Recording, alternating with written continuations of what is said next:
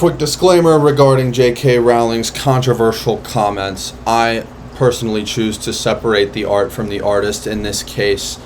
If you disagree with that, if you think I should boycott her works, or if you think that she's not in the wrong, I'm more than okay with hearing other opinions about this in the comments. I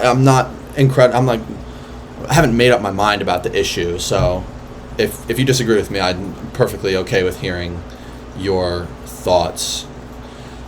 So Harry Potter and the Sorcerer's Stone is an incredible book, and probably one of my favorite of the movies. For one thing, the movie gets most of it right. It leaves in most of the book, which is kind of different from maybe The Order of the Phoenix, because it's a 24-hour listen for the audiobook for book 5, and the movie is 2 hours long or so. So obviously you're going to miss shit. Sorcerer's Stone gets most of it, but there's one scene that the movie leaves out that they should not have left it out if they could have helped it. So you're going to need to know what happens in the Deathly Hallows for this to make sense. So if you haven't seen it, I don't know why the hell you'd even click on this video, but watch the movie or read the books. You're going to have to know. It's in the movie too. A good amount of it. So at the end of the book or the movie, when Harry and Hermione and Ron are going through like those, what would you call them? They're seeking the Philosopher's Stone. They've already gone through the trapdoor in the third corridor. They've gotten past Fluffy, right? And they're going through the tests to get to the Sorcerer's Stone. Ron has already done the chess match, and he's already sacrificed himself. If Abby was here, if my wife was here, she would do the impression. Abby, you have to do your Ron and Harry impression when they're playing chess in the first movie. Okay. All right, you're going to have to do it. Okay.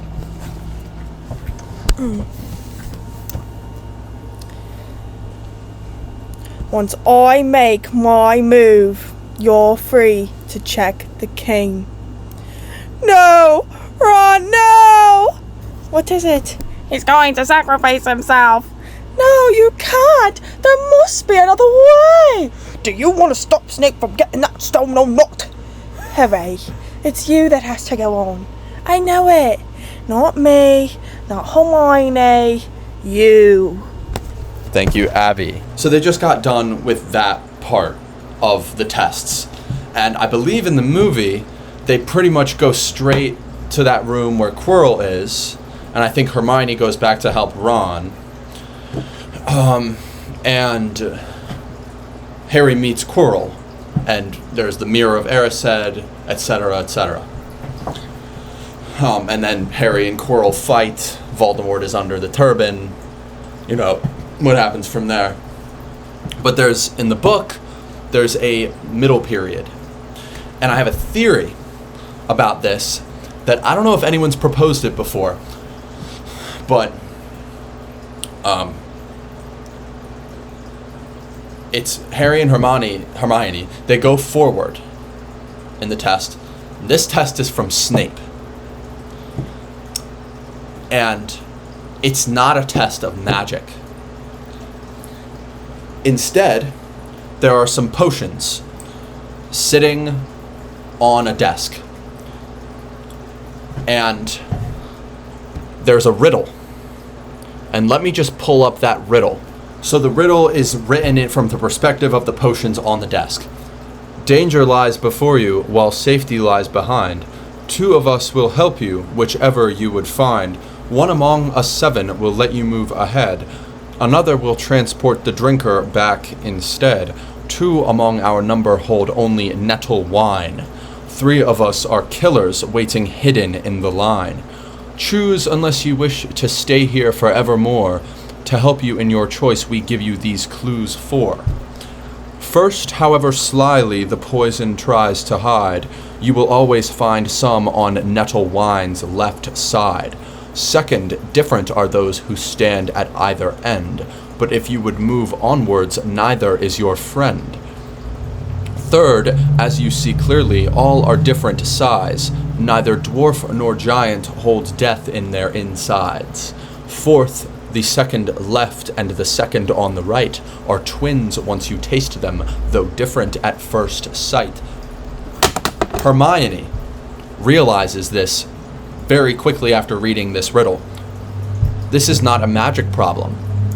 This is a logic problem. She realizes this because she is Muggle-born. A mudblood. I would never use that term, however. Except I just did. Wizards don't use logic, it seems. At least she says so. Hermione says this. Wizards don't use logic, at least not as much as Muggles. Because they don't have to nearly as much. So why would Snape, being a Slytherin, give a logic puzzle? Slytherins often have disgust for Muggles and Muggle-borns. You read the 7th book, you figure it out. You watch the 8th movie, you figure it out. Snape was prejudiced against Muggle-borns for a while. The thing that changed that for him was Lily Evans, also known as Lily Potter. Lily Evans is her maiden name. She was Muggle-born. Snape is living his entire life trying to protect Harry, not even because he likes Harry. He hates Harry because he so closely resembles his father. He's protecting Harry because he so deeply loved Lily Evans, who became Lily Potter. Potter. I don't like saying Potter in that way. I like saying it in the British way. Potter.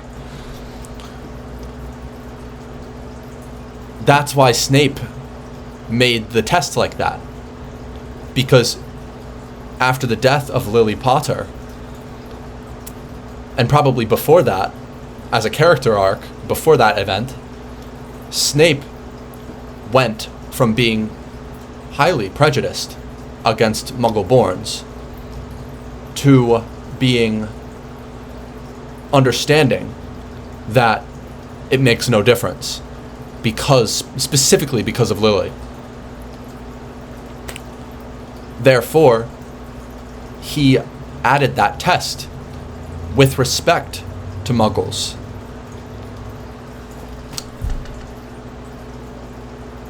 Come on now. This is fucking amazing, dude. I think I'm going to make videos like this regarding all the Harry Potter books a lot, because I read all of them. I was obsessed with it the past month. I could not stop reading. Would stay up all night.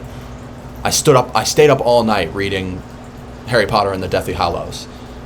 Twice. Because it was such a long book. It took me so long to finish it.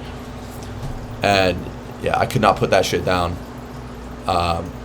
It's such a good story. It is... C.S. Lewis has this quote, something along the lines of, if a children's book cannot be enjoyed by adults, it's poorly written. And I think that Harry Potter is one of the best examples of that, because it holds up, man. And I don't even think children should read this shit, man. There's so much death that happens, especially in the books. There is so much darkness. I mean, I feel like maybe the first book can be read by a child, but it should be read as they're growing up, because Harry goes from experiencing childish whimsy of sorts in the first book to immediately, I mean, he is exposed to evil in the first book, but it just gets worse and worse and worse as the story progresses. There's, with Neville Longbottom's parents being literally tortured into psychosis, unrecoverable psychosis, lost their minds. Children shouldn't be hearing about that. I mean, unless you really want to expose them to the horrors of the world at a ripe age. I don't know. Different people have different parenting styles. I've never parented a child before. I am about to. But, yeah, man. My name is Luke. This is Castles in the Air. Goodbye.